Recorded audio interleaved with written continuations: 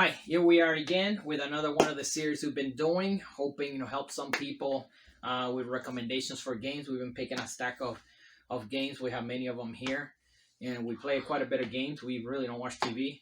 We sit around the house, play games, make cookies, and play outside and stuff. And look at Funko Pops. Funko Pops. So again, this is a stack of games we're gonna go through. We'll go ahead and start with. We haven't been playing this one lately because of the theme. We like to play theme games during holidays. We love to pull out all the Christmas games, all the Halloween games, dress up and play games. Funko This one is one of the Funko games. The small does a really good job with anything. Yeah, this is one of the small games. They came out with 4 or 5 of these. Some were hit and miss. This one is National Lampoon's Christmas Vacation. It's pattern matching. For everybody. Not for everybody. Her grandma didn't like it because it's just there's too much lights and your eye you can't focus on what patterns you're picking up. But we don't have a problem with it. Very simple. Christmas Vacation. This is one of the games that did do well because they had like 6 come out. They're like Frosty Snowman, the Elf game. Those weren't that good. Gremlins wasn't that good. Well, she didn't like them. We didn't like them. This is the one that hit it. Well, the Gremlins is a cool theme, but they could have done something different with it. We did like the Christmas Story quite a bit, so we might talk about that one later. Christmas Story is awesome. Yeah, Christmas Story one was our favorite. It has the leg lamp.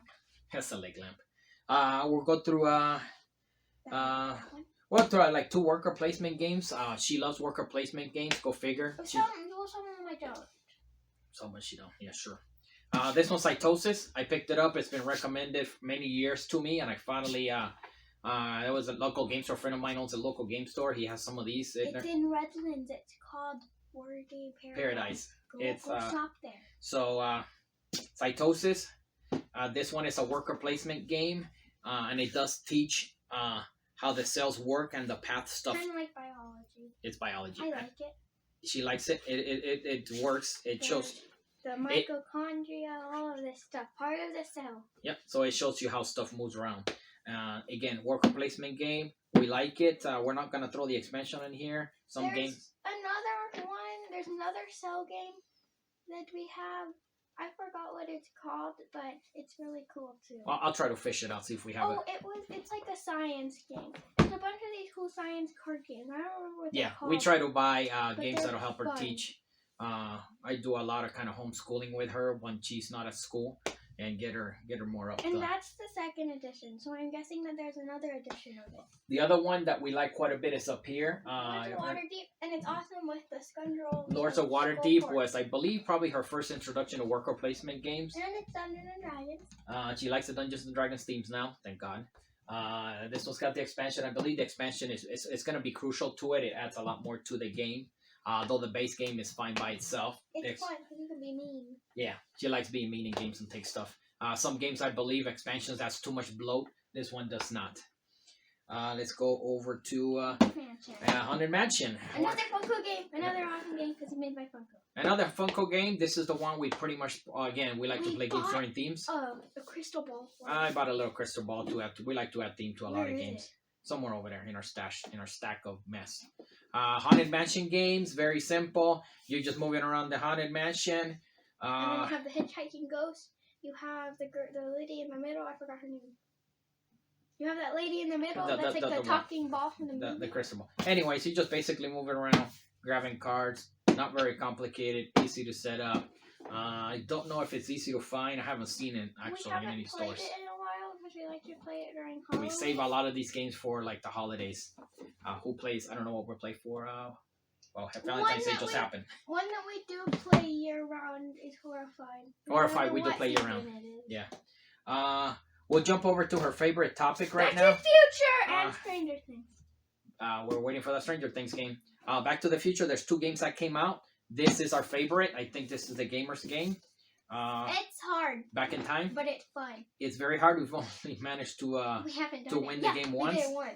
And that was because we cheated a tiny bit. Yeah. Again, it's kind of another pandemic-style game where you're going around, stuff cards are coming at you. You're trying to avoid disasters. Marty, Doc, Jennifer, or Amy, which I don't get why, because he doesn't do anything. Well, he does have some powers there. He doesn't do anything in the movie. Again, I like the game. It has a real cool dice tower. You're trying to get George and Marie to fall in love and trying to knock Biff out as much times as you can. Yeah.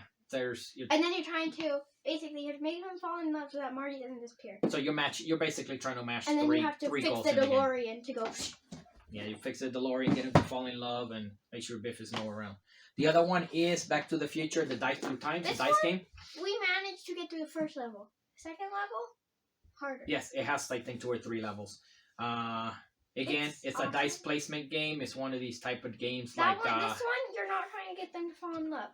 In this one, you're trying to basically, I think you're trying to knock out Biff as many times as possible, and then move the items from this time to the time that they're supposed to be. You're trying to put the items in the correct location. Almanac. Like, let's say the Almanac was in 1985. Okay. It needs to be. So again, dice. It's like Elder Signs for us old guys that played Elder Sign. All these, and the new there's a new X-Men game, Insurrection, I believe. That's just the same way, which actually surprisingly enough doesn't attract me. And one last one we're gonna do here. I like X-Men though. When I first heard of this game, I thought it was gonna be like, wow. It's awesome. Yeah, well, it's Wacky Races. I haven't seen it. I grew up with that. She didn't, so I've been trying to find the cartoons. Are hard to find.